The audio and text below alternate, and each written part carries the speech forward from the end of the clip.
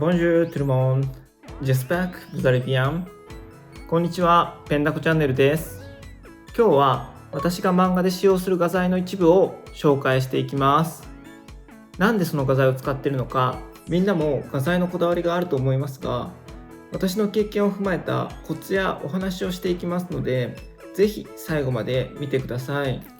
紹介する画材を概要欄にできる限り記載しますので、詳しく知りたい人はチェックしてみてください。あなたの愛用している画材もコメントで教えてくださいね。動画を作るモチベーションになるので、チャンネル登録、高評価よろしくお願いします。では始めていきましょペンダコ。まずは下書きで使う道具から紹介していきます。シャープペンシル。私は 0.5 と 0.3 の2種類を使っています。基本はペンテルオレンズの 0.5。細かい背景や小さなキャラはペンテルグラフギアの 0.3。書くものの大きさに合わせて使い分けてます。0.5 はカラフルで可愛いデザイン。0.3 はソリッドなデザインのものを選んでいます。なぜなら一目でどの太さのシャープペンなのか分かるようにするためです。0.3 は昔はステッドラーの製図用のものを使っていたんですけど、なくしてしまって今はこれを使っています。これもかなり使いやすいんで気に入ってはいるんですけど、シャープペンの芯は黒と水色の2つの種類を使い分けています。どちらもユニというメーカーのものです。黒色は 2B を使っています。筆圧を強める必要がないんで、力を入れて書くと原稿が傷んでしまってペン入れがしづらくなってしまうアクシデントのきっかけになるわけですね。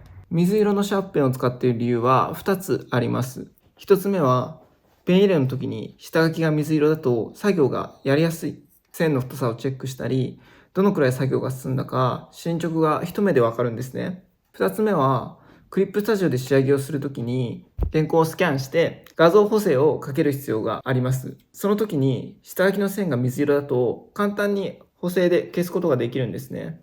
赤とか紫はクリスタの画像補正で消す時に消えづらいです。なので水色を使ってます。消しゴム。下書きの作業中やペン入れが終わった後、下書きを消すのにも使えます。日本のモノ消しゴムを愛用してます。なぜなら力を入れすぎなくても綺麗に鉛筆の線を消すことができます。手の油が消しゴムについてはいけないので、どんなに小さくなってもこのケースは捨ててはいけません。日本だとフランスの半額ぐらいで売ってるので、帰るたびについつい買ってしまいます。これは何でしょう？これは製図で使う文字を消すための板、字消し板です。使い方は消したい箇所に当てて消しゴムをかける。消したくない箇所を守りながら消しゴムをかけることができます。確か大学でアニメーションを勉強していた時に初めて使いました。皆さんは別にこれを買う必要はありません。私はこの質感、ものが好きなので最近はあまり使う機会はありませんが、2枚も持ってます。みんなは買う必要はありません。原稿用紙。プロが使用するのは B4 サイズ。あまりフランスでは馴染みのないサイズですね。これは IC というメーカーの原稿用紙です。メーカーごとに若干紙質が違います。紙の質感はツルツルしています。画用紙だと消しゴムをかけると毛羽立ってしまいます。それに紙がゴツゴツしていると綺麗にペン入れをすることができません。なので多くの人が漫画専用の原稿用紙を使っています。定規。この長いものと短いものと三角定規。この3つを使い分けています。絶対にこのグリッドが入っているものを買うことをお勧めします。なぜなら漫画は平行に線を引くことが多いからです。グリッドがあるとコマや効果線を正確に素早く描くことができます。三角定規もまっすぐな線を引くのに役立つので便利です。定規にはコインを貼っています。これをしておくと紙と定規の間に隙間ができてインクがにじむことなく線が引けます。原稿は縦の長さが30センチ以上あるので40センチくらいの定規があった方がいいです。コマの枠線を1回で引けた方が早く綺麗に線が引けますからね。次は下書きが終わった後、ペン入れで使うものを紹介します。つけペン。私はこの G ペンと丸ペンを使っています。用途に合わせて2つのペン先を使い分けています。G ペンは線に強弱をつけやすいのでキャラクターに使う。丸ペンは細い線を均一に引きやすいので背景に使う。実際に使って描いた絵はこんな感じです。これは私の G ペンのストックです。1グロスなので144本入ってます。ペン先は消耗品なので準備しています。私は24ページの漫画を描くのにペン先を3、4本しか使わないんですよね。なのでまだまだ残ってます。こんなにたくさん持ってなくても漫画は描けます。インク。日本のパイロットというメーカーの製図インクを使っています。メーカーごとにインクの粘り気や線の伸びに違いがあります。このインクは乾くのが早いんですね。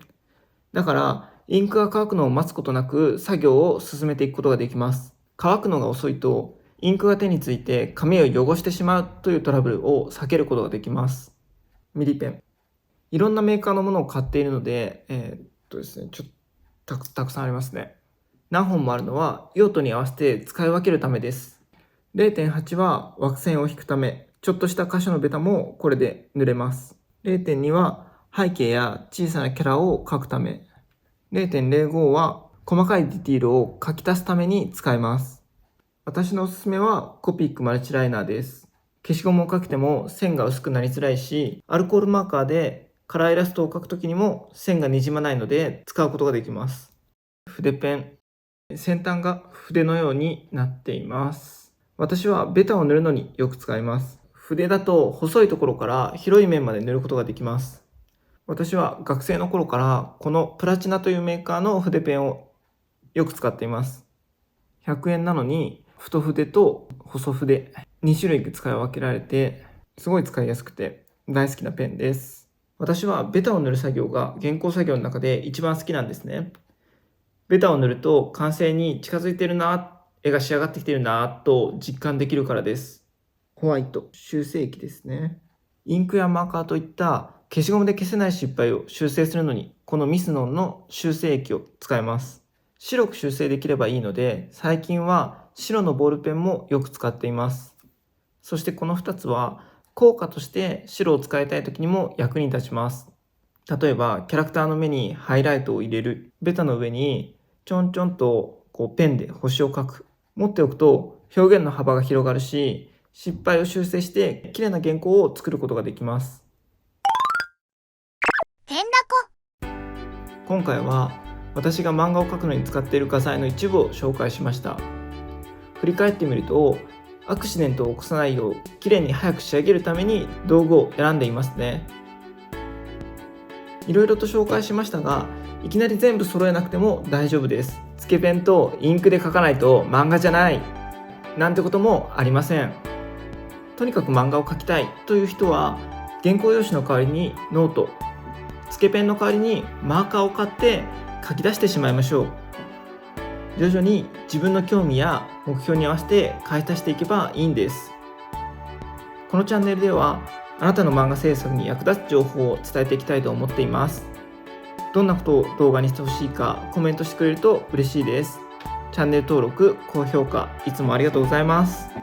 続けていくモチベーションになるのでぜひ登録してください。それではまた次の動画でお会いしましょう。アビアント。